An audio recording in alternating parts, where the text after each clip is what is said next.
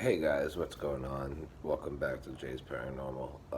I wanted to go over something about the Ouija board. I think there's a lot of misconceptions out there in terms of what Ouija boards are and what they're used for. Obviously, Ouija boards are sold in any, Walmart, or I would say Toys R Us, but I don't know if there's any of those left anymore. But you could use anything to communicate with the other side.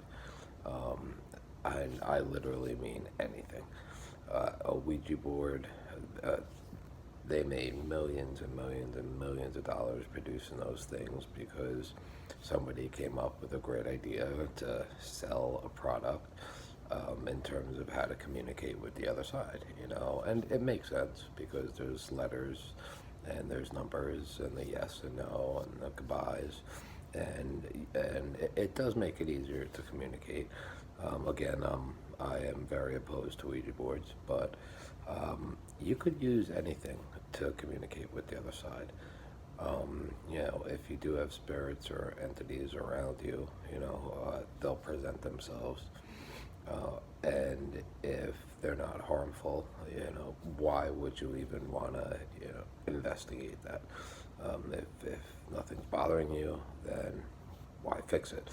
But if, God forbid, something is bothering you, you could use, like I said, anything to communicate. Knocking on walls is a great way. You could use flashlights. You could use EMF detectors. You could even, do EVPs. But again, that's going a little far because, you're really almost inviting the spirit in when you do all that equipment. Sometimes, not always.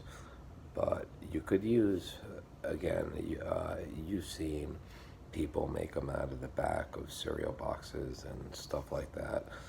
Yeah, it's just a way of communication, and which makes sense because it makes words and it could answer your questions. But so could just sitting there, and if something is in your presence, and if it's some kind of poltergeist activity, meaning things are moving around or being thrown at you or towards your direction, you should know that if it wants to communicate, it will communicate with you. And again, a great thing would be the knock on the wall type of deal, one for no, two for yes, or vice versa.